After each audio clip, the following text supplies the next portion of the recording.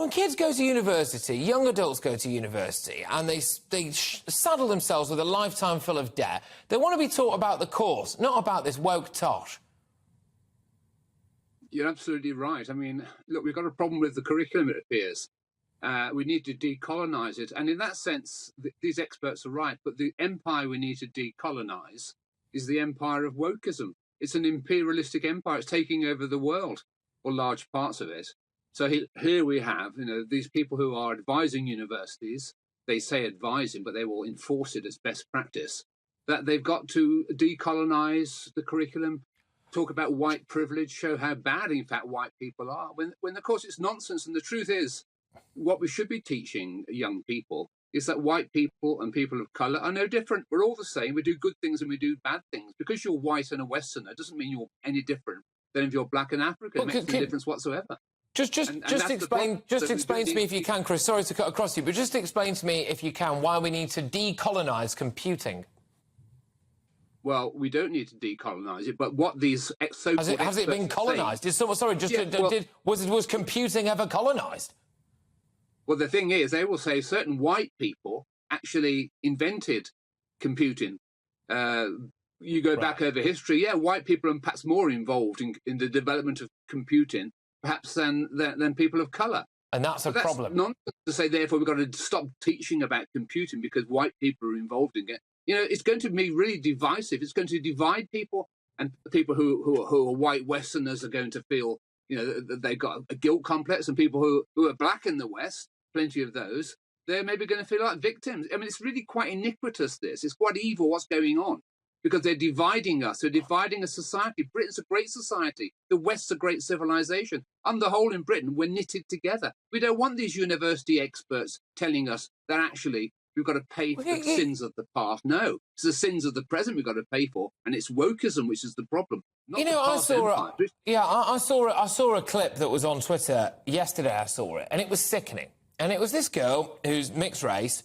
She was at her own father's funeral, and she was giving what was supposed to be a eulogy. And instead of just doing what you would normally do at a funeral for your father, she was berating him for essentially being white and having conservative views and not getting on board with her liberal values. And I thought, this is indoctrination. And I am convinced that now Britain has never been more multicultural. And if you just throw a load of kids together at nursery school age, primary school age, I'm convinced they don't grow up racist, or even, I would argue, really noticing racial differences.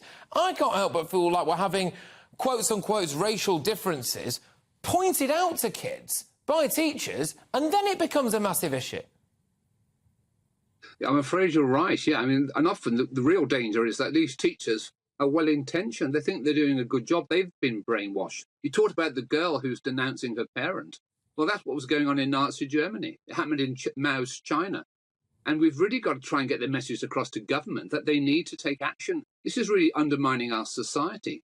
And the curriculum in schools and in universities at the moment is woke, and it's going to become further woke. 3-year-olds, most notably in Wales recently, it's been in the news, they're getting this woke agenda. And it's really quite damaging to them. Kids need to have a childhood. They need to grow up without carrying the angst and the anxieties of adults. And when they get to university, yes, they've got to discuss points of view. There are differing points of view. There are pro-woke and there are anti-woke points of view. By all means, discuss them. But don't say to people, if you express the white point of view, then you're out of a job. And that's been happening to some university lecturers. If you don't express the woke view of the world, then I'm afraid there's no future for you in our university system.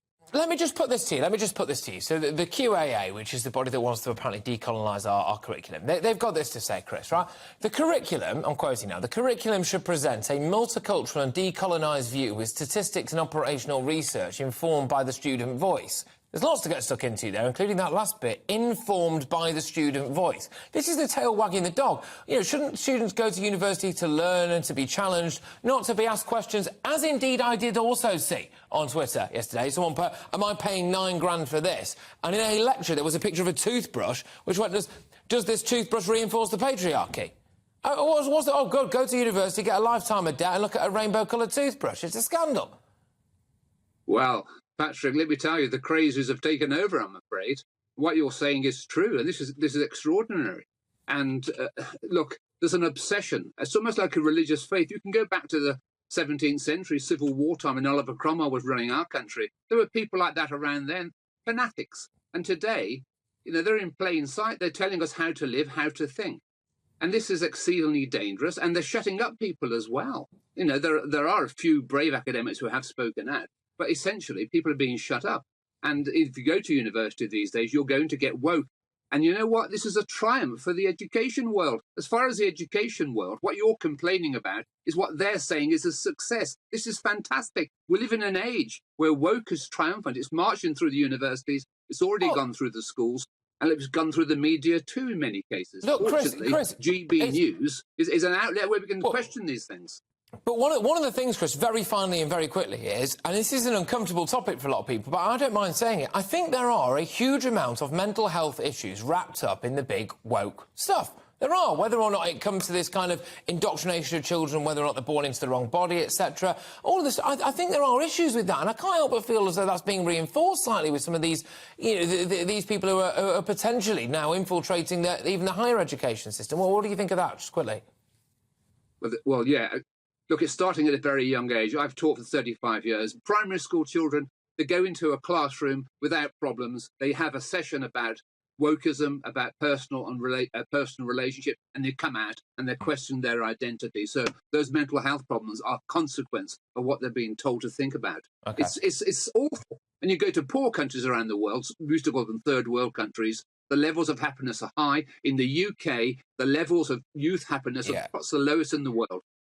Well, and we are almost now actively, as far as I can see, trying to breed generation upon generation of people who really despise this country and don't wish us well. I find it remarkable.